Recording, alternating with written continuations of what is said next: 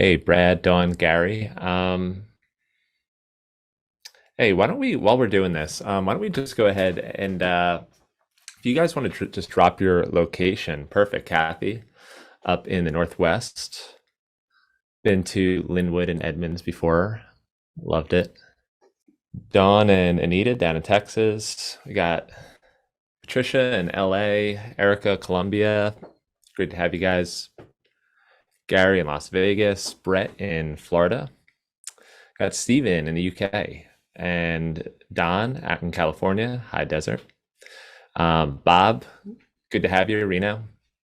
I've been Hi, following your Ken. stuff on Facebook. Hey, what's going on, Annette? You can hear me? I'm good. Yeah, I can hear you. All right, cool. We got Annette too. And then we got Hi, Lori. Tommy. Tommy's there too. I Hey, saw All right. everyone. Hi. Hey there. All right. Awesome. All right. I think we're almost there. Lori's down in Hilton Head. We'll go ahead. Actually, I'm going to see Lori in probably just a few months at the CRMA conference. I think Lori, your team's hosting it. Looking forward to that. Fred in Syracuse, Josh in LA, Karen in Buffalo, Ellen in Wisconsin, Austin in Atlanta, Doug from Westport. What's going on, Doug? Mets are doing great, rolling. Um, got Bob in Nashville, Carrie in Texas, Danny and Lacey, Washington. Paul and Michelle in Buffalo, and Liz from Grand Rapids. Okay. So I think we're pretty good to go here. Annette, can you see my screen? I sure can. Awesome. Actually, before I officially start, I should just go ahead and check that if I pop into full screen here, you guys can still see that. So are you guys able to see the slides full screen, or are you seeing something else? I'm seeing what's possible on Broadstreet, your picture and my picture. Awesome. All right. That usually doesn't work that smoothly. All right, cool. So I think we're good to go here. Just going to take 10 more seconds. Grab a sip. Okay, cool. So it looks like we're about 60. I think we had like about 150 registered today. So we're gonna have some people popping in and out. Thank you everyone for hopping on to what's possible on Broadstreet. So some requests that we get a lot. You guys may not know this, but like Broadstreet, we're a very engineering focused company. So we do a lot on the development side, the tech side. And we push out a new feature. We make an effort to tell our customers, we put it out in the newsletter, but you guys, I mean, in running your businesses, you work with how many different vendors, it's nearly impossible to keep up on all the new things that each of your individual vendors is doing, especially if you've been with Broadstreet for a little while.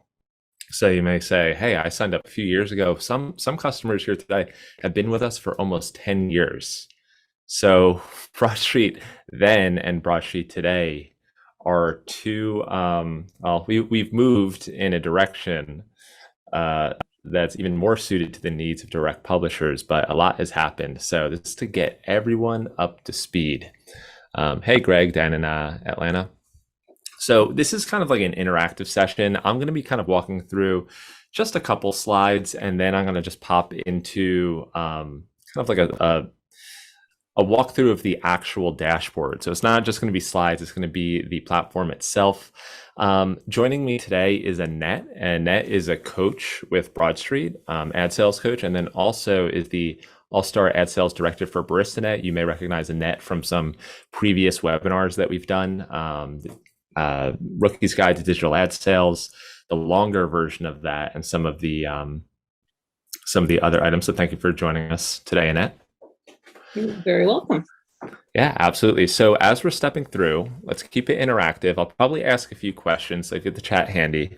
You can just drop in some answers there, because I do at some point, probably in the next few minutes, get a sense of the audience and see where everyone is at. We've got a wide range of publishers. We've got people who've been on for 10 years. We've got people who've been on for like 10 days, right? So you got a big audience, and want to make sure get a sense of where everyone is at, some of the features that you might be using, some of the things you'd like me to focus on. So go ahead and interject, stop me throughout, drop a note in the chat. I'd be happy to answer any questions. Or if you have a question just about ad sales, Annette is available as well. So One last note, I tend to prefer the chat as opposed to the Q&A. So if you just want to keep all this stuff in the chat, we'll be good to go there. All right, let's go ahead and get started. So I mentioned that Broadstreet is 10 years old. It's actually 10 years old in October, at least legally. We kind of got started in May 2012. And not everyone knows the story behind Broadstreet and how we got started. I'll keep it pretty brief, but it's kind of important because I kind of set the direction for what we did. 10 years ago, I was working at Yahoo on advertising software. Just by chance, it was a cool job and I took it because it was Yahoo, but working on ad tech wasn't necessarily the thing I'd been, aiming for. I think as if anybody watches AMC's Mad Men, Don Draper at some point says, nobody grows up thinking that they're going to get into advertising, right? And that's probably the case here. So I actually met the publisher of a hyperlocal news operation called Red Bank Green. You go to redbankgreen.com. The site actually hasn't really changed much in 10 years. And he had a problem, right? He said, my longest running advertiser, which at the time was been with him for 5 years, my longest running advertiser told me that all he needs is social media for his marketing and he's going to drop the ad sales contract, right? And he was telling me this, and I didn't really know what he was getting at. I think everybody who's been in this long enough, you've been a publisher, if we got some ad sales directors on the team, we all know the case where somebody wants to discontinue or they want to explore other options, however they word it. And John Ward said, and this is where I kind of got the sense of where he's going with it. He's like, every day, this guy Stu, who runs this deli, he posts his lunch specials online. And he says that's all he needs to do. But I wanted to ask if there was any way that we could take some of those lunch specials that he was posting on Facebook and pull them into a banner ad on redbankgreen.com. I think he'd really like that because I know he's got a ton of likes on his Facebook page, but when he makes a post, not a lot of people are seeing it. I could get that message to a much wider audience. So I said, sure, okay. And I put together a proof of concept and we called it wasn't probably the catchiest name, but we called it editable ads.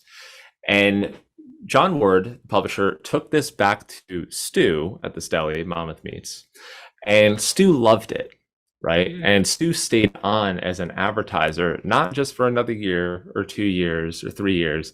He is on board to this day running that exact same ad, right? So this ad you're seeing on the right here, 2 Italian hot dogs, this is actually today's ad. I went to the website and I grabbed the latest one. I dropped it in here.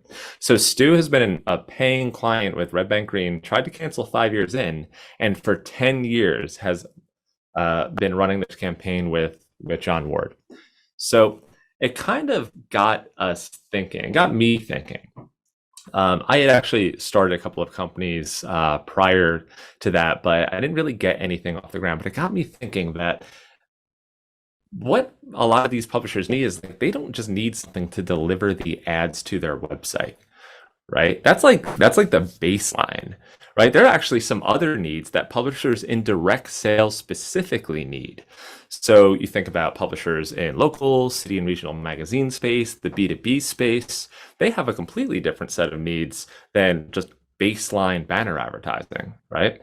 Not only do they want some things like this, we've got a lot of variations on this idea of being creative with the actual ad that's running, but they also have some things like operationally. There's some things they're doing that are like really manual and really inefficient. So how can we solve a lot of those problems too? How can we help push a publisher forward from a business standpoint and also help them impress their clients? So this has become Broadstreet's real mission, and our reason for existing is to help our customers impress their customers, whether that's something at the front end of the ad sales process or something at the back end where we help them renew that ad sale. We do that in a few different ways, which I'll discuss, and I'll kind of get into the different features across Broadstreet. But that is kind of the nexus of Broadstreet. So it's our goal to help our customers impress our customers. And over 10 years of doing this, we've had some customers say, hey, I don't even think I would be in business still if it wasn't for Broadstreet, for some of the things that you guys offer. So it kind of like really registered with me personally. I thought about, think of all the communities and the industries that like we're we're helping to support by providing a platform where these publishers can sell and repeat business. It's really powerful. There's a lot of leverage here. I really enjoy doing that. So I've got a promise for all of you today. I know that taking some time out of your day to hop on a webinar, right? You kind of have to do that calculation of, benefits versus lost time. I want you to walk away from this webinar with a few different ideas, right, of things that are going to help push you forward. And I kind of break down anything that I do for Broadstreet, that I do for the business. I always break things down into like what I call like A level, B level, and C level tasks. And A level things, the A level ideas that I have are the things that I'm going to benefit on a compounding basis going forward. So something that I could put into place in maybe a few days or a week that I am going to benefit from long term. So a great example of this would be like automating reporting, right? If I were a publisher and I was doing reports manually and this is taking me several hours a week, I want to be able to automate that so I don't have to do it anymore. Or the person who is doing that doesn't have to spend so much time doing that. They can focus on something else. So I want you to be able to walk away with some really good ideas on what you can do, especially if it's something that Broadstreet has been doing, you just didn't know about it.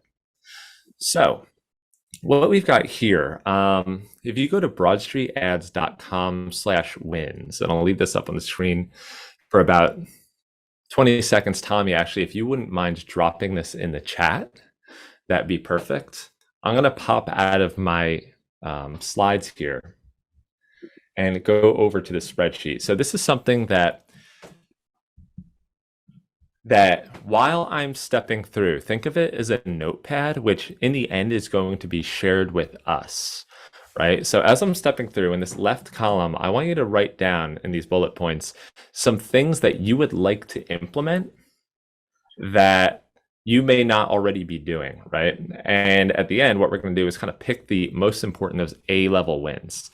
So what I'd suggest is going to File up here on the left, making a copy of the entire presentation, and then you're going to get your own set of slides here, right? So as we step through, we're going to put together the 3 big things that we would like to do. We're going to talk about some next steps at the end of this, right? So Tommy is on the call today. He's our customer success manager. It is Tommy's job to make sure that everyone who is a Broadstreet customer is successful. So what we're going to do at the end of this is share this with Tommy. And then something I have now, once you've gotten a good sense of the things that you would like to implement, the last slide is kind of a sample of what's coming next. So we're putting together a webinar on September 22nd, pricing and packaging, right? So one of the biggest questions we get is, hey, am I pricing this correctly? How do I craft a package that can help me get here? Am I following some of the best practices? So we're putting together a pricing and packaging webinar. Just a teaser in terms of pricing and packaging. It's not really based on your web traffic. That's like kind of like the biggest myth that we have to bust at the beginning of these webinars. So if you click on that link, that'll take you to the Zoom registration for pricing and packaging. So you could sign up there. So you'll see a newsletter about that. Tommy, if you wanted to drop that inside the chat as well, that'd be perfect. So coming back to this milestone planning, we're not going to put dates on it. You know, there's the temptation to say, okay, these are going to be our 30-day milestones or these 90-day milestones. Just write down what you would like to do, right? Those A-level wins, things that you're going to benefit from in a way that just benefits you going forward instead of a one-off benefit. And then at the end, we'll come back and revisit this. So coming back to our presentation. So a little bit of an agenda. First, I'm going to give you an overview of Broadstreet, kind of like give you a sense of who we serve, what we're all about. I'll take about 2 minutes to do that. Then we're going to go ahead and get up to speed on the different things that you probably do want to know about to be taking advantage of. This is kind of like the bulk of the webinar. So a lot of the things that you see here, these are good candidates for something that goes in that worksheet. Then we're going to revisit that worksheet again. Those are going to be our takeaways, and we'll also kind of drop in the chat we'll ask everybody what their big takeaways were for this, and then we'll open it up to Q&A. So, and like I said, as I'm stepping through, you can go ahead and stop me if you have a question for myself or Annette. And that's going to be chiming in with some, thoughts on some of the different things I cover, how she puts them to good use on her side. We'll take it from there. I'll talk about my top 12 ad formats that I like to use to secure business and offer them up as prospective ads to people I'm trying to woo. Yeah, definitely. Everyone always likes the best-selling ad formats. And it tends to differ. Like if you're in local, they tend to be a little bit different than whatever they are in B2B. So I'll talk about both of those things, but they love the best-selling ad formats. They also like the ones with the highest click-through rates, because ultimately, not all advertisers ask for reports, but when they do, we tend to get judged based on the click-through rates. So we want to be sure to provide some great performance. It's not just enough to sell the ad. We want to go ahead and repeat that business. Everyone on this call, we all rely on repeat business. That's a beautiful thing about building an ad manager specifically for direct sales, is that not only can we take the feature requests from our individual publishers, right? But everyone relies on repeat business. They're all in that direct sales process. So, we can really, anything that we do or we can share, it's going to benefit everybody. So if you have not seen it, this is the last link / call to action. Again, Tommy, if you can drop this in the chat. If you really want to get a sense of Broadstreet's philosophy when it comes to ad sales on the local level, 10 Advantages is very in-depth. So it's not like your typical lead gen, that a company will put out, whether it's a lot of, or I'd say not a lot of substance. 10 Advantages gets very deep into the advantages of a niche publisher. You don't have millions of page views. So how do you deliver the value? So if you read 10 Advantages, it's about 40 pages, gets really in depth. It talks about Google, it talks about Facebook, and it talks about the things that they can't do that you can do. So I definitely recommend checking out 10 Advantages at broadstreetads.com/10 advantages. So let's go. I'll pop out of our presentation again. So just the high level, I'm going to spend about 2 minutes on this. Broadstreet is an ad manager, right? And I should probably ask everybody on the chat right here, how many people on the chat today are basically using Broadstreet just to serve standard banner ads? So just type banner in the chat if that's been your primary familiarity with Broadstreet. Okay, awesome. So mostly banners. For anybody who's used ad formats, right? So if you've used any of our kind of plug and play ad formats, drop that into the chat too. Just put formats into the chat if you're using our ad formats or you have used some in the past.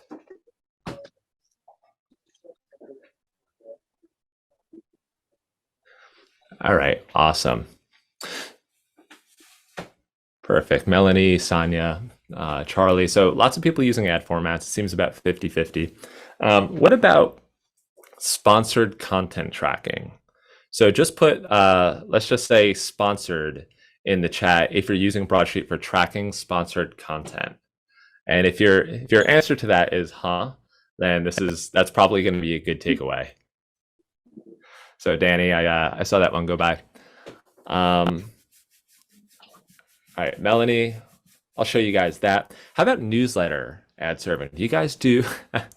Greg saying, what about newsletter advertising? Just drop newsletter if you do that.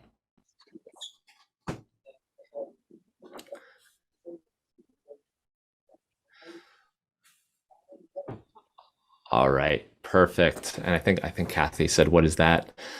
And then Lori wants to know about the newsletter advertising. All right, absolutely. And then the last one, reporting, right? So if you only do reporting, when you give numbers to your advertiser, if you only give basic reporting, just type basic reporting, right?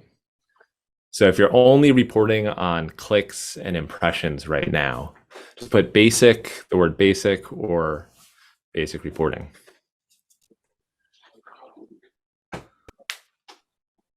All right. So we got a lot of basic reporting going on. So I'm gonna show you actually. I reached out to one of our favorite customers who has an awesome report example. It's probably a great example of probably Broadstreet reporting put to best use. So I'll be sure to show that. So I reached out yesterday and said, hey, would it be okay if I shared one of your reports? They look awesome. He said, absolutely. So you guys are going to get a sense of the full capabilities of Broadstreet there. So we're going to cover all of that. And then I'm also going to talk about some newer services and a little bit about what Broadstreet's going to be doing toward the end of the year. It's going to be a really big help for you guys. Again, we've focused on publishers and direct sales. So this is the niche where we operate. We can really focus on building out the things that are going to help them not only differentiate with their advertisers, but also automate, right? Because a lot of us we've got people who are running a one-person show right now. We've got people who've got a team of 3 or 5, and then we got people who've got a couple hundred people on staff. But regardless, we all have that need to automate any manual work where software can just automate that for us. We need to know about that. So that might again be something in your takeaways. So Broadstreet is an ad manager at a baseline. So yes, we deliver banner ads, but we really focus on publishers and direct sales, right? So we think about the things that they go through on the day-to-day basis. So you guys are reaching out to potential advertisers, right? That can take enough time. When we finally get the meeting, we want to go to the meeting with something in hand that has the ability to impress, to show the advertisers something they haven't seen before. If everyone in our industry is kind of pushing banner ads, it really takes, that question of value really just comes down to price. We don't want to be looked at as like, okay, well, your banners cost an equivalent of like $10 or $15 CPM, or you're trying to charge $1,000 a month for this thing. I can just go to Google or Facebook. We want to have something that can really set you apart. And if we do end up using an ad format like some of our customers did, we do want to deliver great performance, right? So throughout that campaign, when we come back for the renewal, we would love for our campaign to have performed far better than the advertiser expected, and also far better than our competitors, right? So we need to make the sale, but we also want to deliver performance, and then we want to take that performance, we want to bundle it up, put a nice bow on it, and bring it back to our advertisers. So just taking a quick look at Gary's question, what about third-party tags? Best method to determine how to implement the diverse variations supplied by agencies. Okay, I'll be sure to stop by that third-party tag section. So Broadstreet, we work with local news. We work with city and regional magazines. We work with B2B publishers. We've got some radio broadcasters online. Commonality is they all have direct sales. So the things that you guys need, the things that you request from us, we build those into the platform. You guys benefit. So it's a wonderful thing about focusing on a niche is that we make sure that everyone benefits. We're not just like a one-size-fits-all platform like other ad managers out there. There are 3 big reasons that customers come to Broadstreet, right? So the first is service and support. So some of you are very familiar with this. If you reach out to our team, or if you check out our reviews on G2 or it's like a Google reviews or Yelp for software, you're going to see that a lot of people, I think actually Larry's on the call today, a lot of people talk about the customer service, which is not something that you tend to get in software. Usually we're used to like opening a ticket and not hearing back for 3 days. And then like getting a canned response at the end of that. We're very focused on how we can help our customers be successful from the initial onboarding, but also through the lifetime of that customer. You've been with us for 10 years. You probably reached out to us plenty of times, and you heard back from us and always gotten a knowledgeable answer in response. The second big reason, this is kind of like what put us on the map, right? And I think it's a useful feature. I don't think it's our most powerful feature, but our library of ad formats. So we had a lot of people who were serving just basic banner ads on the call. So you can think of our ad formats as a plug and play replacement for standard banner ads. And you don't have to say, okay, I'm only going to use ad formats and I can't use banner ads anymore. You can mix and match these throughout your website. You run them just like a standard banner ad. I want to add that I want to add that it's also a cost saver for you. And as a small operator, that's important. I used to farm out 95% of my ads, my digital ad designs to a contracted graphic designer, and that has dropped by about down to 25%. So it saves me money and time to just bang them out myself, because I know exactly what the advertiser's going to want, and offer many options. Whereas if you're paying a graphic designer by the hour, you don't have that flexibility to say, oh, well, here's a variety of ads and a variety of positions that you can see on your website. So I think it's great. Now, that's a great point. Now, some clients that we work with, especially if they're bigger clients, they're already going to have ads created. So they're going to send over a list of ads to use. Like here's 7 banners in all kinds of different sizes. But sometimes if we're working with either a smaller client or a bigger client who just wants to see something different, but especially if we're working with those smaller clients or somebody who doesn't already have something created, it's an awesome way to basically grab some images, some text, and put together something for your client. And I'm going to tell you, here's like the secret sauce of how our customers use this, right? In the traditional model, you go out and you try to make the sale, and then you try and like figure out, all right, do you have banners? Should I put together, banner together with Broadstreet ad formats?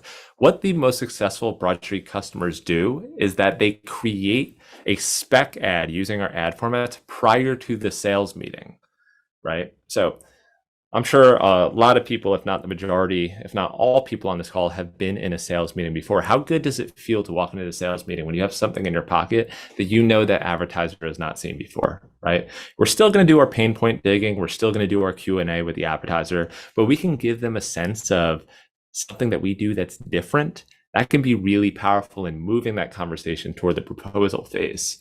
So what our customers might do is say, hey, you know what? This is kind of like in the local context right here, but equally valid in B2B. It might say, hey, you know what? I have a meeting with a local hospital chain, and what I'm going to do is I'm going to put together a spec ad using this format right here, which will include like a YouTube video, include links to different content on their site. I'll put their logo in there.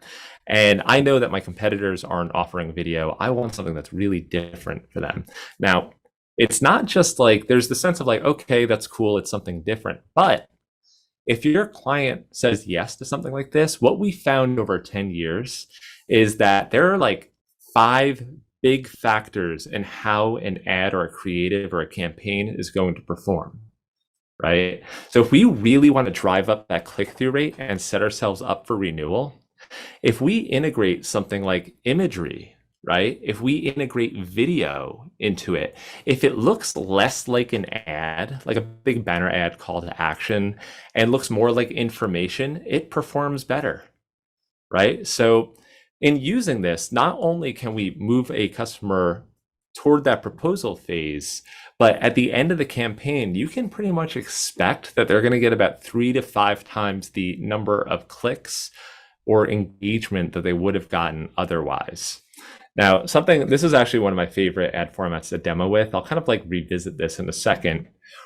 Another major factor in how a campaign performs is also dynamicism. So I'm sure all of us have clients who, thank you. So Kathy dropped in the chat, spec ads move sales.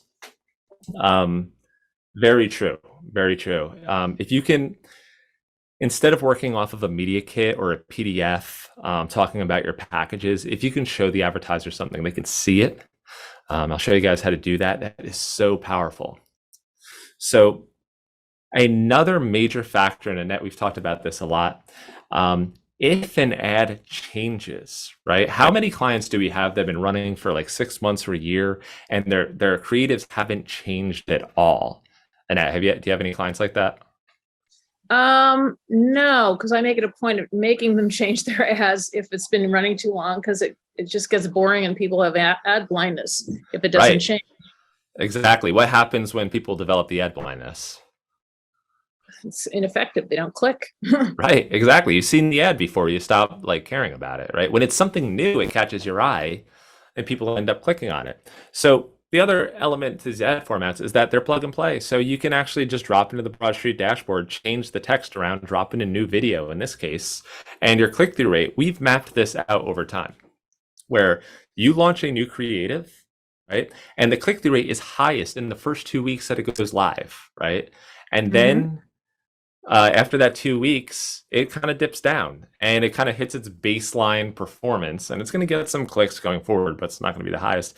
If you update it again, new creatives, and it'll jump right back to that top level, and then it'll dip down. So every time the creative is updated, you get a performance boost. Now you might be thinking like, well, reaching out to my advertisers and asking them for new creatives, that sounds like a lot of work, and it is. If you do it like Annette does, you're going to get an increased click-through rate.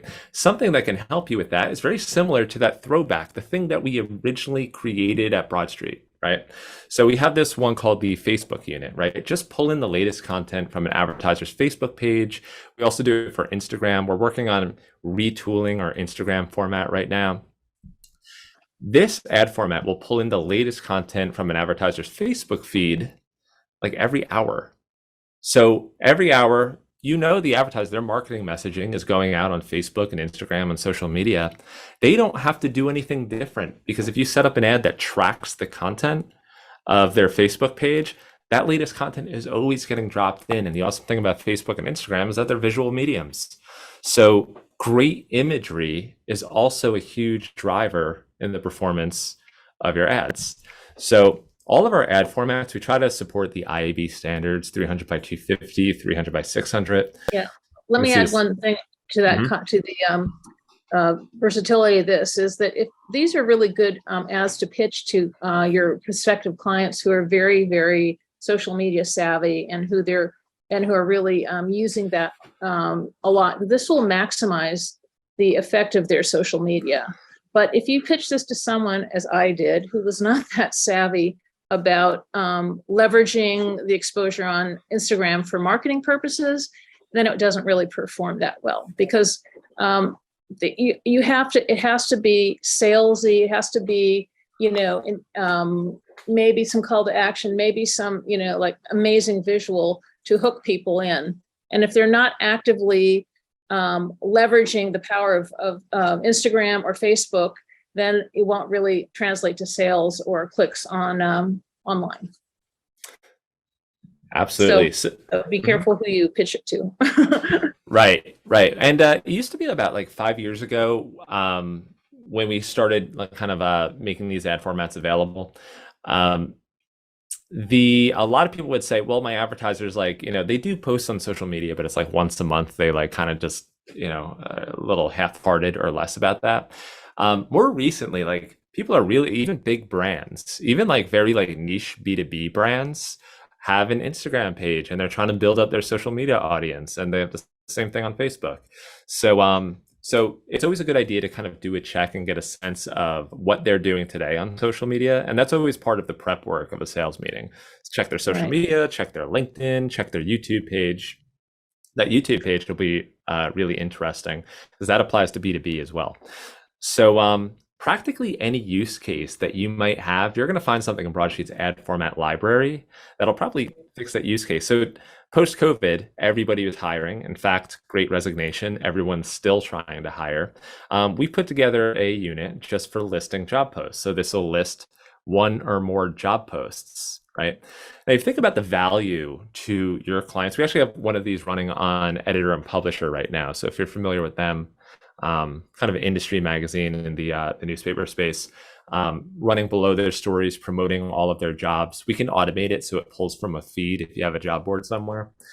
But what is the value to a customer if they hire the right candidate, right? The more people they pull in, the more qualified candidates, that can have a almost intangible value, right? It's priceless to hire the right person. So if they can kind of use your audience as a vehicle to getting that job posting out to a wider audience, really powerful. So that was suggested by our customers. Again, we know that if it's going to work for one of our customers, it's going to work for more of them, if not all of them. So if you need something that incorporates video, if you need something that incorporates social media, if you want something that is animated. Or if you want something that's just dynamic, this is probably useful for the local level. We have one called the Google reviews. We'll go ahead and pull that in. So this one will actually just pull in the latest content of an advertiser's Google reviews, and you can filter it so like only the 5 out of 5s come back. It won't change the overall rating, but we want to make sure only the happiest people get into this. Again, it's dynamic. It pulls in those reviews. A lot of social proof going on here. So really effective. So what our customers do is that they don't like say, oh, you know what? I've got 120 new items in my media kit starting today. What they'll actually do is they'll pick 2 or 3 of their favorites, right? So they'll say, hey, you know what? That ad with the video and the links, that could be really important for me. I'm trying to hit some real estate advertisers, so I might work that in. I really like that social media feed, the Facebook ad. That's powerful. We want to work that in.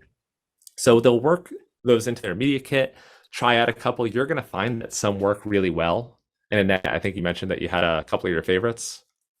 Yes, I do. You want me to go through that? You don't have to go through all of it. What is your favorite? The number one? Well, the quickest and easiest is an instant Instagram ad. And you can either do it vertical or landscape. So that's great.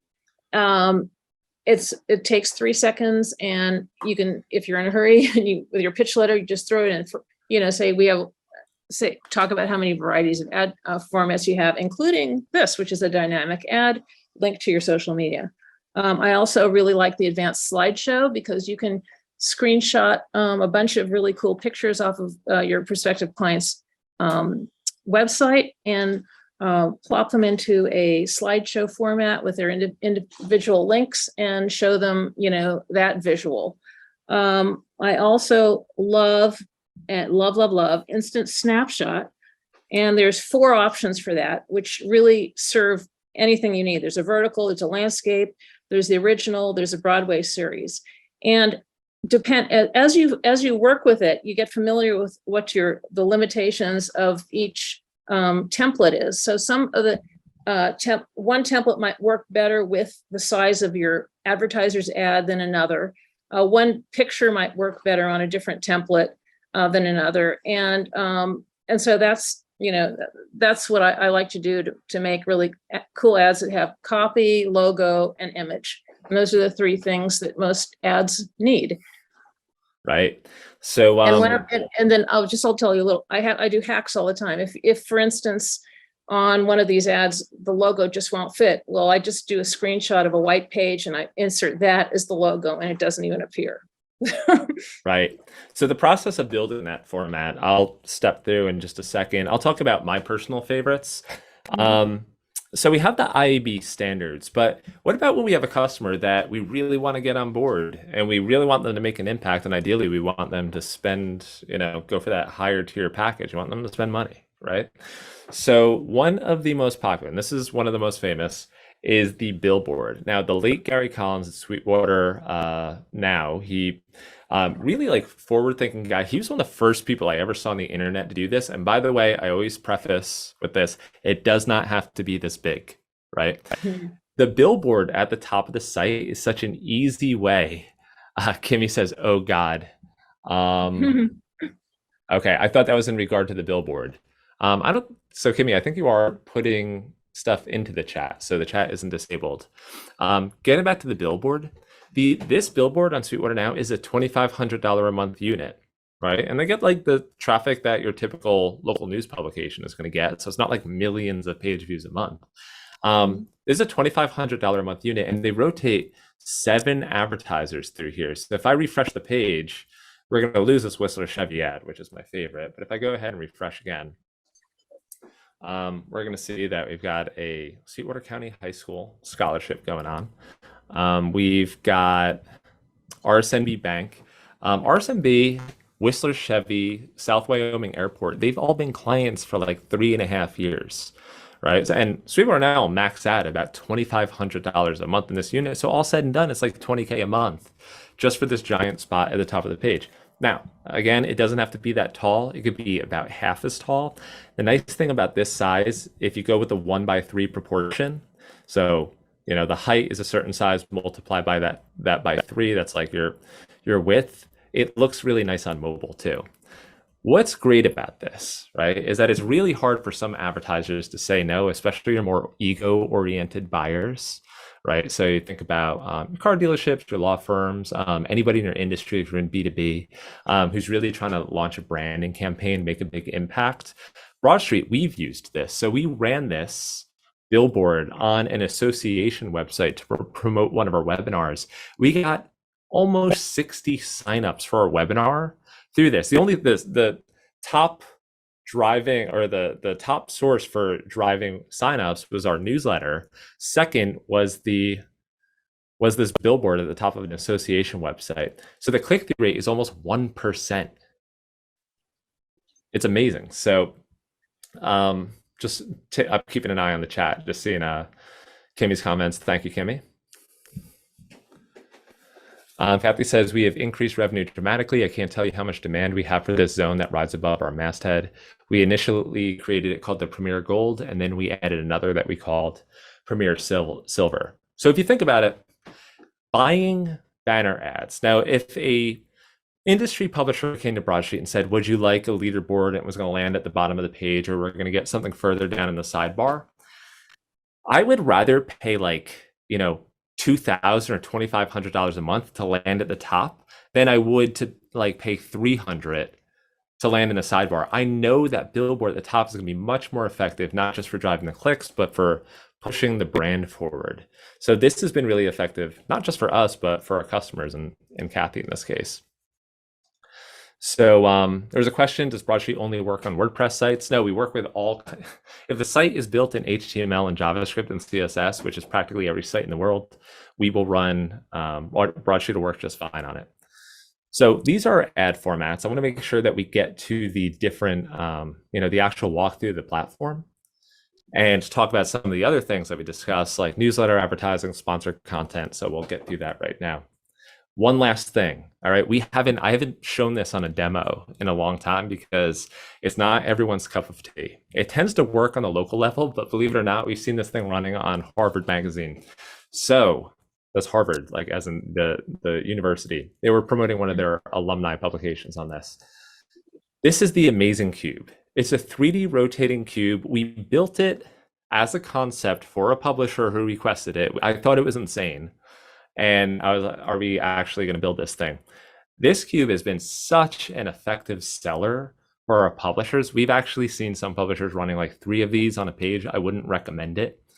But ask the advertiser, do you have 6 images of something you'd like to promote? 6 captions, you put it together.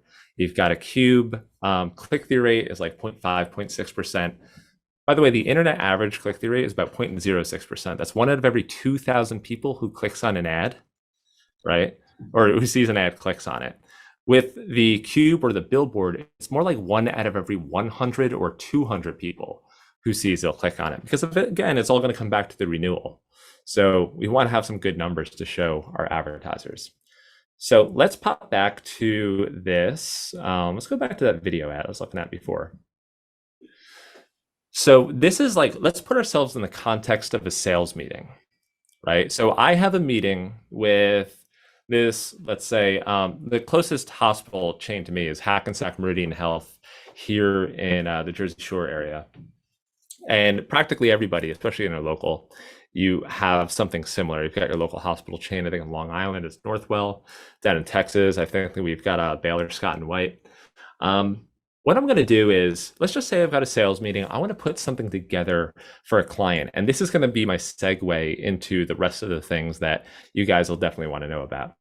So if I'm doing my research or my prep prior to a sales meeting, what I'm going to do is I'm going to go to Google and I'm going to search for, and this applies to B2B as well. I challenge you to Google some of your B2B advertisers and see what they've got on their YouTube page. And you're going to see something very similar. So if you look at their recent video uploads, you can see their marketing messaging. You can see the messaging they're trying to put out, but you're going to see something else, right? You're going to notice that a lot of their content is not getting any traction whatsoever. So they're putting all this effort into producing video content, probably like at least $3,000 to $5,000 a pop to have someone make these things, produce them, and get them on YouTube, maybe more.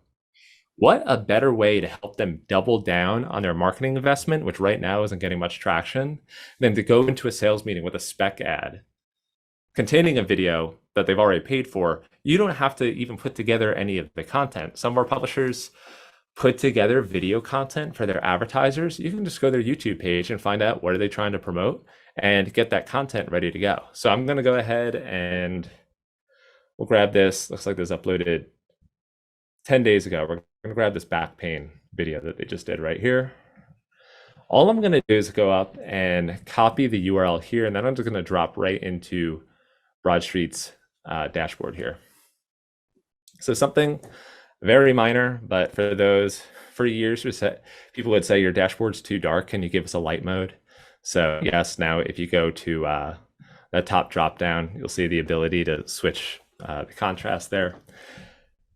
The first thing that we do when we set up a new customer is we put together zones. So basically these are positions where ads will appear on your page. I have no doubt that everyone is very familiar with what a zone is on this call. I'm going to create a sample zone for the 970 by 250. Now, if you also want to run ads in your newsletter, and a lot of our formats, including our social media ad formats, also run in the newsletter, right? So we have customers, they run sponsored content, they run their standard web ads, they run newsletter content. If they can track and deliver all of that from one place, that's saving them a lot of time. So you can absolutely run your ads in newsletters. I'll go ahead and show you what that looks like in a second. Create this zone, and then I'm going to say, okay, I've got that sales meeting with Hackensack Meridian Health. I'm going to create a new advertiser account for them. I'm going to actually launch this business finder right here. So for B2B, but also our local clients. Go ahead and put their address on file, and then Broadstreet will go ahead and pull up the logo automatically. So save you the time of trying to go out and find those different assets there. I'm going to create that advertiser account. And now I've got an empty account and I want to go ahead and create something for that sales meeting. Now, eventually the client might say, hey, that's awesome, but I'm going to send over my standard banner ads. I can go ahead and create a standard banner ad here. Gary asked about the HTML or third-party ad. If your client sends you a third-party snippet of code, this is the ad format you want to use. You just drop in the code here. Broadstreet will place the macros automatically, so we'll do that on delivery to keep things easy for you. If a client sends you a zip file with a bunch of assets in it, there is a ad unit called the Rich Media Ad Package, and we'll unzip that automatically and deliver that ad. But let's go ahead and stick to our healthcare unit right here. Grab that one.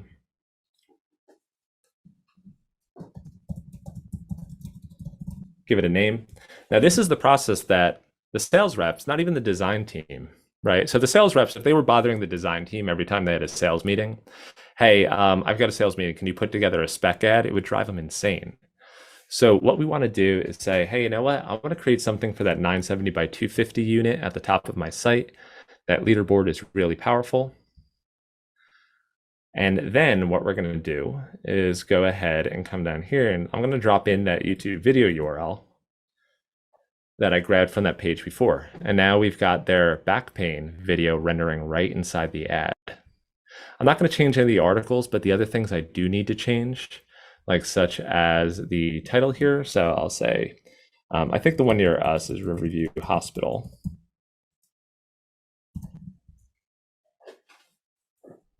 And then what I'm going to do is go ahead and grab that logo. Got that ready to go. Any zooming and cropping I need to do. So this is pretty new if you haven't used it. Being able to find your advertisers' assets right within Broadstreet, instead of going to Google Images, downloading them, reaching out by email, asking them for the assets. And now we've got a nice ad unit ready to go. So it only took us a couple minutes. Probably could have done that even faster. Now I've got a great spec ad for the sales meeting. Right? Now, how do I bring this to the ad client? The way I would recommend that you do it, and Annette, I'm not sure, do you use this feature, preview on site?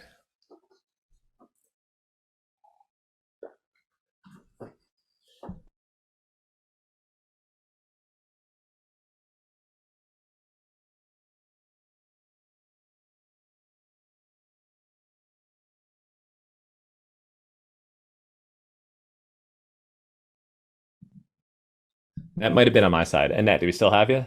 Oh, sorry, I was unmuted. Yeah, I was going to say that I use both the public preview and I prefer the on-site preview so I can show them where the ad zone would go. I can show them the same ad in different ad zones and they can visualize things better. Just, cut to the chase and make it easy for them. But Right, it's very exactly. effective, very effective. And even if they say, no, we're going to use our own ad creative, it doesn't matter because they've seen their name on the website in different locations and they can better think about where they want to be. Right, exactly. Like showing them that possible future is so powerful, right? Correct. Because Correct. up until Yeah. that point, they're kind of like, okay, if I say yes, then what happens? If you can show them what happens, again, if your ask at the end of the sales meeting is like, do you want to come on board or would you like to see a proposal? This is the way to go.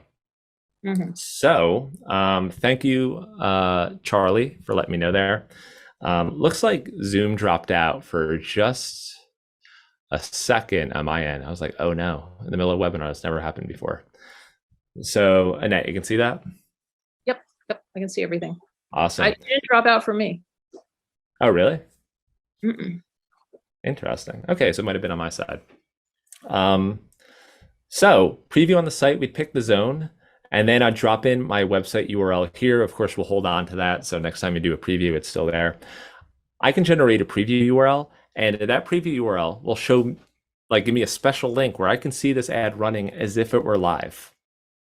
Right. So this way I can give the advertiser that visual. My actual readers who are just clicking around on the site, they can't see it. You give that advertiser the visual. If and when the advertiser says, okay, we're good to go here, we can go ahead and say, hey, you know what? Maybe they want to run through the end of the year. So we'll go from August 1st to December, save that. And just a couple other good to know. So I'm going to kind of like move through this part a little faster, but something that you might want to know if you're using WordPress and if you're using Metro Publisher and some of the different platforms out there, Broadstreet will automatically send keywords, which are basically your categories on each piece of content, to the ad server, right? And what that means is that if you have a section on your site that you would like to target a campaign to, especially like something like that billboard, you might not want it running run of site, but you might want to dedicate it to a certain section. This way you can do section sponsorships. So you can show somebody what their campaign would look like in a specific section, right? So maybe we've got a business section. Our B2B publishers will have like all kinds of different niche sections. So I can type in business as a keyword and lock a campaign down to a specific section. So a lot of times we get the question, hey, I've sold out all my ad space. Where do I go from here? Good problem to have, except for when you actually have it. And the one way to approach that, you can expand to newsletter advertising, things like that. But one way to approach that is to do section sponsorships, right? So we can lock a campaign down to a specific category of the site, or maybe even an individual piece of content. Sometimes if a customer is running sponsored content with so native content right inside WordPress, they also want their ads running alongside the content. So keywords frequently used for that as well. Weighting and geo-targeting, that's more of like kind of like a basic use case. But if you did want to have one advertiser take precedence over everyone else, you can go ahead and set it as a sponsorship. If you're running house ads or you're running network ads, that'll be the last thing I talk about today. You can run that as a remnant campaign. Hey, Kenny, Right? I have a question about that, about the sponsorship thing. I have never used it because to me, when I do that, it precludes other advertisers from being in that ad zone or on that page. So I've always thought, oh, that's going to mess up everything else that's going on. So how do you address that? Right. And I would say it tends to be more commonly used with the section sponsorship. So if we were just to visit Baristanet really quick, I think you guys have a kids section, for example, Right. or family section. Yeah. Another one is like Siren. So let's just say you had an attorney that you were trying to get on board. Being able to run a campaign, a sponsorship campaign in the Siren section and only have that one attorney appear. That's kind of like the most common use case there. Okay, but not to the exclusion of other advertisers. Right. The only time Okay. you'll like really see that with exclusions is that if it's like a CPM based campaign, we're trying to deliver like 100,000 impressions. Broadsheet will auto optimize a campaign to make sure that it delivers its impressions, but some clients will say, hey, just run it as a sponsorship. And when we fulfill our hourly quota or daily quota, then you can let somebody in the mix. Mhm. All right. So let's get back to the reporting piece, right? So this is maybe, I think, one of the most powerful features, right? Especially for anybody who's strapped on time. So we have the standard reporting. We're not going to have much in terms of stats right here. We've got Hackensack Meridian Health. You want to get a sense of how everyone is doing across your site. You can click on that global reporting or see it on a campaign level by clicking campaigns over on the left. Those are just numbers, right? And that's what advertisers are used to getting. But what if we want to dive in deeper and go into our Hackensack Meridian Health here? And what if we want to generate something that's ready to go for the client? Because when we talk to new publishers, a lot of times they say something like, oh, well, we've got a Google Docs template. And then we go to MailChimp and we get the numbers from MailChimp. And then we go to our Google Ad Manager, and we have to run a report and wait for that to complete, and then get the numbers out of Google Ad Manager. And then we have to go to Google Analytics because they ran sponsored content. And we got to get all this data from different areas, right? And then if we're doing a retargeting campaign, we got to go to January, Spring, or Simplify and go ahead and grab that data. We're spending a lot of time doing this. Our most recent call with a customer said it takes them 4 hours to put together a report for an advertiser. Now imagine that advertiser is asking for a report weekly, or they surprise you midweek and ask for a report. It'd be really great if we can just automate that entire process. And for you, that 4 hours becomes like 10 seconds. So if you click on overall reporting here, maybe one of the most powerful features is this extended report. Now I don't have data for this campaign, but Will from County 10, I asked him if I could use an example of his report because he's got a really robust report here. Will runs tons of display advertising, he runs newsletter advertising, and he also runs sponsor content. So this is what a Broadstreet report looks like. So if you run that extended report, Broadsheet will pull in everything that an advertiser was running with you, collect all the stats, put a picture of the ad inside the report. And as you scroll down, you get some really detailed data that nobody else is providing. Google, Facebook, they just give you impressions and the number of clicks. If you can see when and where those individual clicks took place, again, you're really taking those big numbers. Hey, you got 300 clicks, and you're humanizing it. And you're saying, this is when they took place. This is where the readers come from.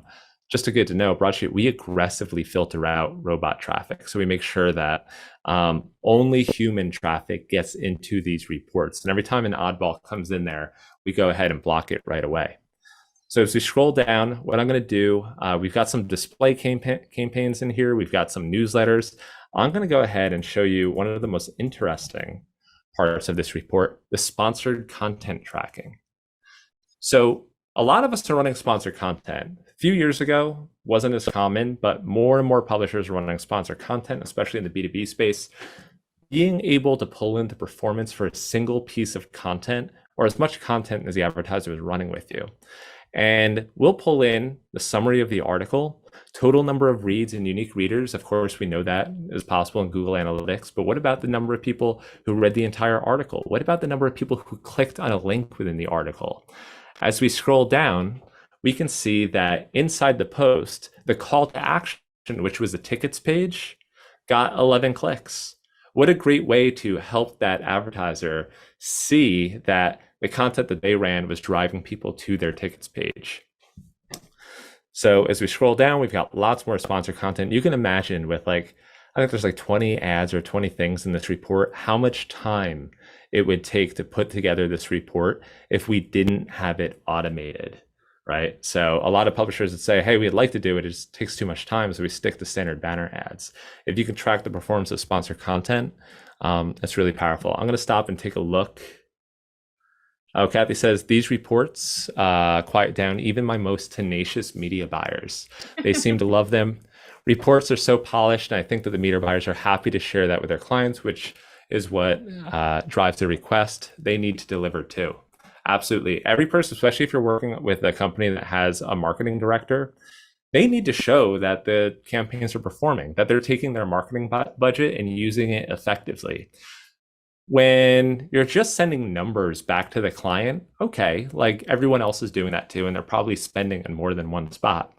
If we can bring it back and we can be the standout, show them a report that nobody else is delivering, really powerful. Now, for those clients who do ask a lot, we also make it so that you can automate these reports. So if we drop into the advertiser's account here,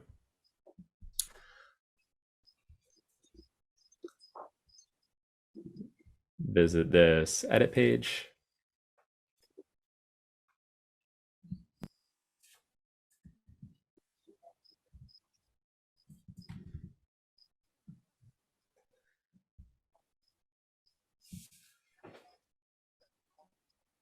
So my internet's a little funky. I think that's why Zoom was gave me some difficulty before. Annette, do you automate any reports? All the time. Yep. Okay. Oh, you automate them and have them sent without just on a regular basis? Mm-hmm. No, I do them on request.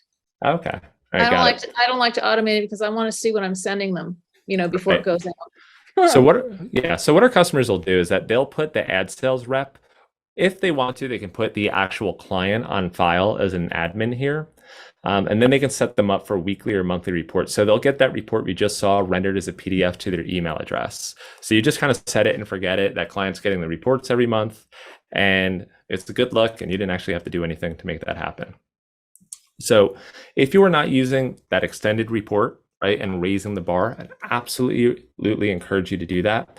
But then automate them, right? Even if it's just going to you, so that on Monday or the first of the month, you've got them sitting in your inbox, you can review them. And then if they need to make any adjustments, maybe they're the type of client that I was talking about earlier, they don't update their creatives a lot. So we say, hey, you know what? Your click-through rate has dropped a little bit. Maybe I should reach out and see if they have some updated creatives and really give them those touches throughout the campaign so they hear from us before renewal time. We don't just want to circle back when it's time to get paid again. We want to kind of show them that we're working to make them successful throughout the campaign. So we've talked about sponsored content. We've talked about display ads. I do have an example of a newsletter set up here. This is Bethesda Magazine's newsletter. You can see there's actually two pieces of content here. The rest are ads. So we've got leaderboards, we've got our sidebar ad. Now your newsletter doesn't have to be as ad heavy. We can really work with any layout that you need. Some people just have one ad at the top of their newsletter. Some have ads interspersed. And if we scroll down, you can see these homes of the week. These are also Broadstreet ads, so native style units. If you're using ActiveCampaign or WordPress, we can pull in some very native looking, like pure text and images right into your newsletter here. So if you think about that time savings, if you can manage all of this from Broadstreet and not bother your editorial team, or if it's you setting up the newsletter, like logging into MailChimp, uploading the latest ads, a lot of times that's like a little bit of a headache. You're like, oh, I thought my day was over. And then I remember that we have a newsletter edition going out tomorrow and I have to put the latest ads in there. That can be really powerful. So newsletter advertising, back to that sponsored content piece. If you're wondering how you track sponsored content, I'm just going to pop into WordPress very quickly. If you have the Broadstreet plugin installed in WordPress, all you have to do is enable performance tracking over here on the bottom right and assign that piece of content to an advertiser. So you still run your content in WordPress or your CMS. Broadstreet will track the performance of it automatically. So then we create a tracker inside Broadstreet automatically. If we click on this tracker, we're going to see it pulls in what is a successful click-through rate. So we pull in the content. And then if we reported on this, we would get a report just like we saw for County 10, right? So I know we're running a little bit over on time. So what I want to do is get back to the main presentation. Any last questions before we actually, it looks like Danny's got one. How do you have one ad with sub ads from more than one advertiser? So Danny, you can absolutely do that. So you just upload multiple ads and then you create a campaign inside Broadstreet, which has those like 2 or more ads inside of it. That's something Tommy can help with, or send over a video on how to do. Lori says for newsletters, will we still do hours in constant contact? And then Broadstreet feeds our ad spots? Yes. So you keep using your current newsletter provider. You don't have to like change newsletter providers. You can just do it right within Broadstreet. We'll set you up with that.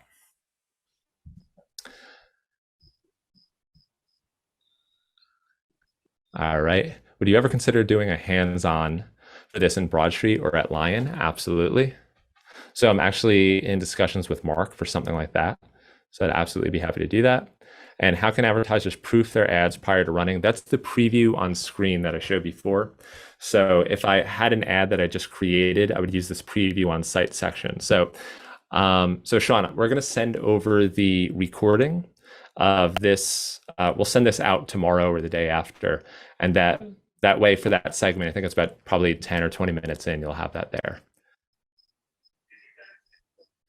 Can a preview on screen have all sizes on one page? So this tool is built for just one size, mainly because we allow you to choose the actual ad end zone that can run in. So we don't really guess the ad sizes and map them. So it's just one for right now, but you could generate multiple preview links.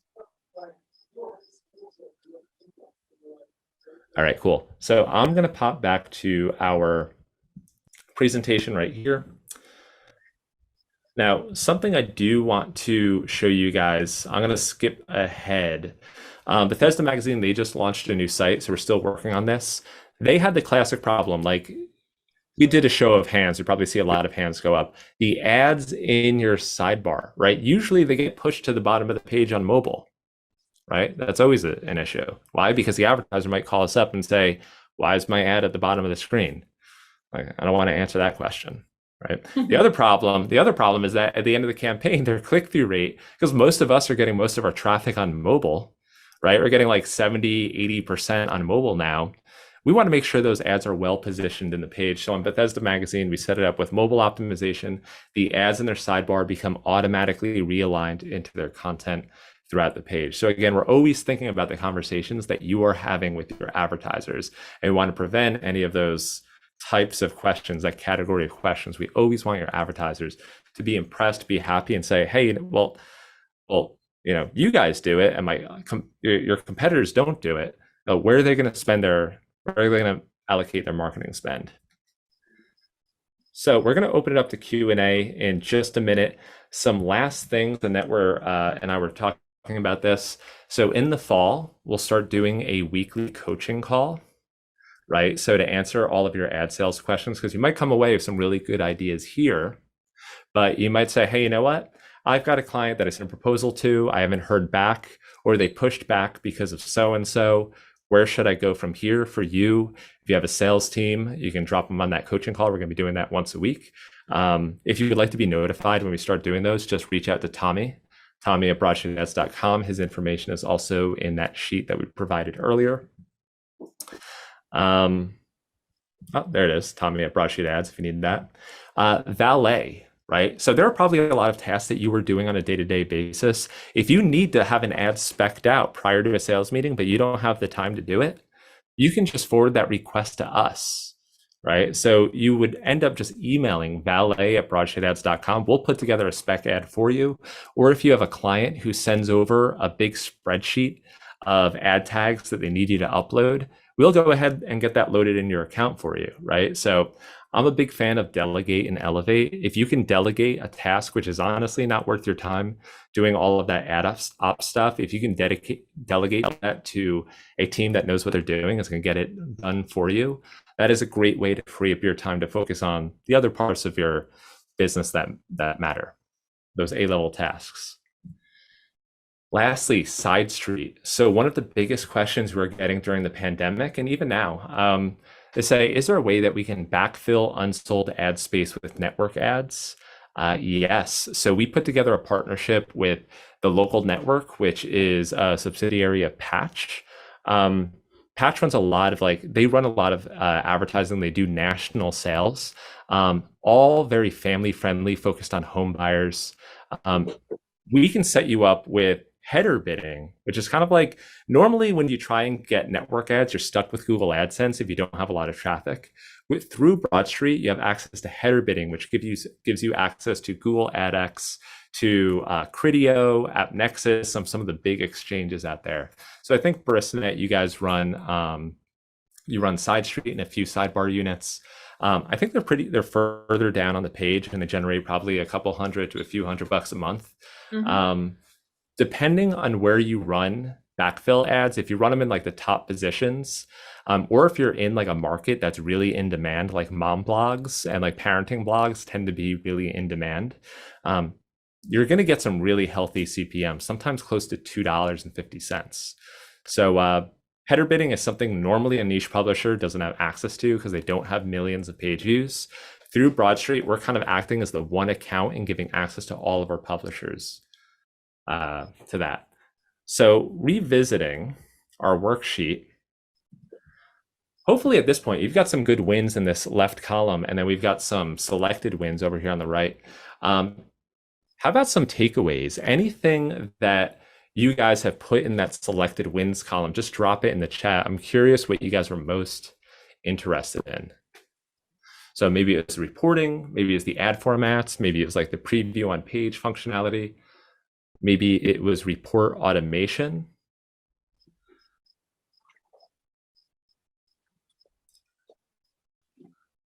Creating the spec ads. It looks, someone messaged me privately on the chat. Looks like they used the extended reports, but they didn't actually automate them. Newsletter advertising, that's another really big one. We've been doing that for a long time, but it's one of the features that kind of gets pushed to the background. Just being able to run the ads in your newsletter and then track the analytics, get that all into one report. So sometimes someone will be with Broadsheet for a few years and they're like, I had no idea you guys could do that.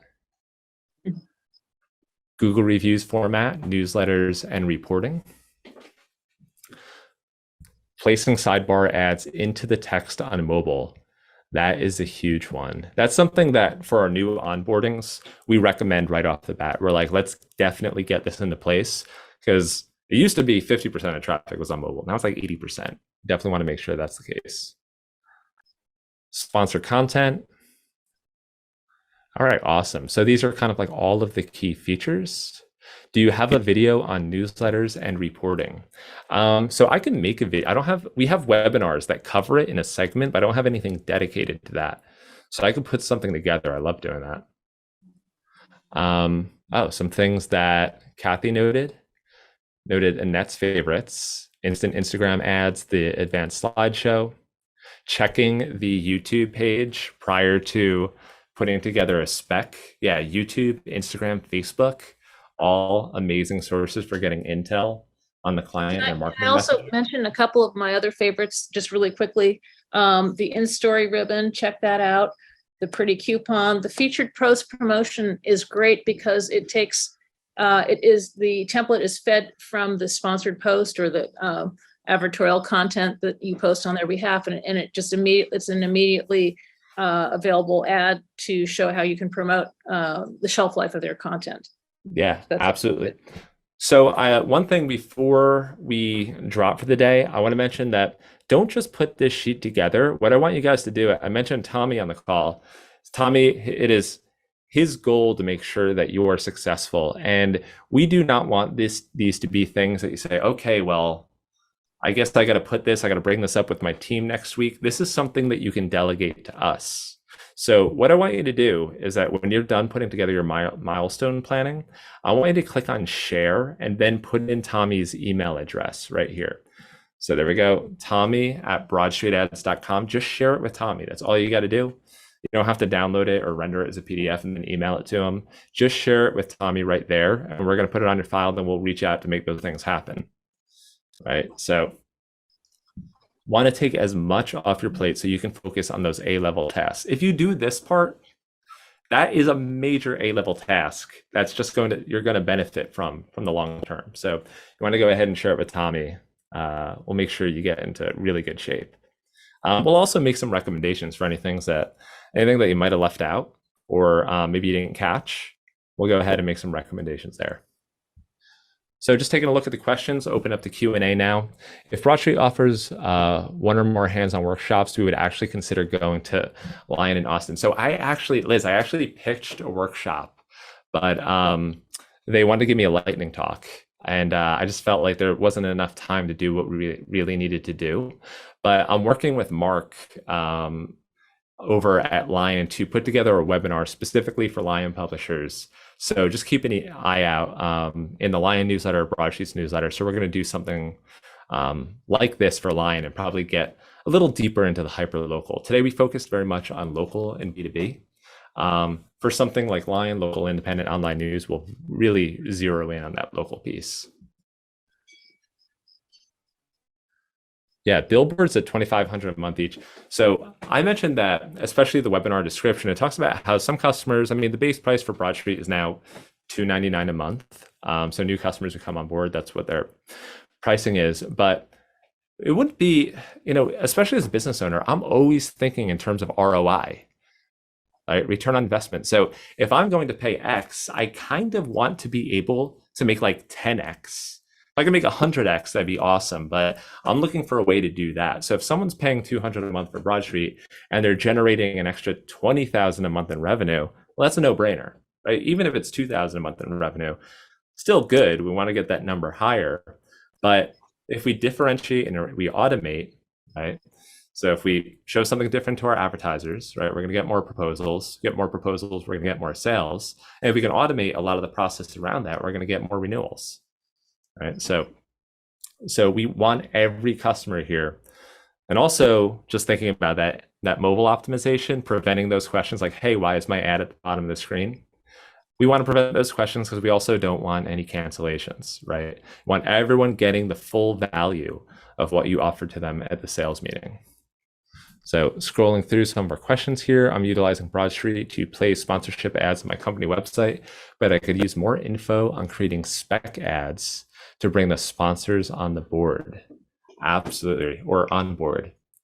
Absolutely. That would be, so we're going to do, I'm going to drop out of this real quick, but we're doing that pricing and packaging workshop.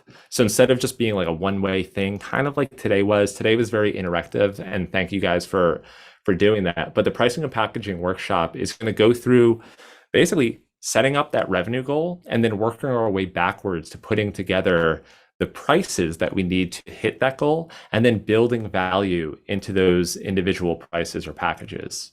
Right. So we're kind of working our way backwards instead of saying, hey, what does everyone else sell a leaderboard unit for? Right. That's how a lot of us go about figuring out what we're going to sell something for. We just figure out what everyone else is doing. What we want to do is actually set the prices and then work our way backwards. So we're going to get really deep into that. After that, it's going to be all about the sales meeting. So probably in October, we'll do a webinar on that spec ad process, going to the sales meeting, maybe even doing like a mock sales conversation and like what the flow of that should be. So if you have any ad sales reps, whether they're new or like they just need a refresher, that'd be a great call to get them on. How about a way to allow clients to post and purchase self-serve? So by the end of the year, so we're moving towards self-serve, right? By the end of the year, and this is something I did want to bring up, but we're running out of time. Self-serve advertising would be fantastic, but there are some hangups that some advertisers have about it. A lot of times, like they don't have the person to talk to, and that's like the thing that keeps them from just like taking out the credit card and buying. So we're building a self-serve platform and lead gen tool that will allow your client to put together an ad or submit creatives, but we're going to stop short of the payment piece, right? So we just want them to do that first step to get their creatives on board and then make it so at least that part is handled, and then the publisher can swoop in and finish up the deal. Eventually it will be full self-serve, but from having done a self-serve product in the past at Broadstreet, we found out that it was that payment piece where the advertiser was kind of unsure. If we can solve that problem, right? And over time, as more people are digitally savvy, they're going to just book that on their own. If we can at least solve that first piece, that'll be a really big win, or at least use it as a lead gen tool for publishers. So, or for advertiser builds their own ad, puts in their information, sends that off to the publisher, and now you have a lead. You know exactly what they're trying to promote. So we're very focused on our publishers' lead gen strategy as well, because we can do a lot of outreach, but we can have some inbound requests. That is also a wonderful thing to have. That way, they come to us as opposed to us reaching out to them. Awesome. Any last questions before we drop? I know we went over. We tend to get really deep into these things, and sometimes we probably go over too much. But anytime someone's going to take time out of their day to hop on a webinar, I want to make sure they walked away feeling like that was a good use of my time. So I do try to build a lot in there instead of like keeping it like, what can you really achieve in a half hour? If you can really give somebody some good ideas, walk away, like give them a different perspective on how they think about their business or what they want to do by the end of the year. That's really big for me. So Kathy says, I moved to a hybrid of this by using a fillable PDF, but most advertisers really need it face-to-face. I also let people that email me know that I bundle ads and sponsor content, get them in front of all of our advertising channels. Thank you, Kathy. Richard says, awesome webinar. So many ideas to blow the mind with possibilities. Thank you, Richard. That's true. You're only limited by your own creativity. Right. Okay, cool. So I think we're good there. Thank you, everyone, for hopping on. If I don't talk to all of you, everyone enjoy the rest of the day and the rest of the weekend. We will send out the recording of this in the next couple of days. Thank you for being so interactive. Sometimes these can be one way, and you guys were all very awesome with the chat and dropping in your ideas. If you have any questions, you can email them to me, kenny@broadstreetads.com, or tommy@broadstreetads.com. Thank you again, everyone. Enjoy the day, and I will talk to y'all later, right? Thank Take you, care, Kenny. everyone. Thank you, everyone, for coming. Yeah, thank you, Annette.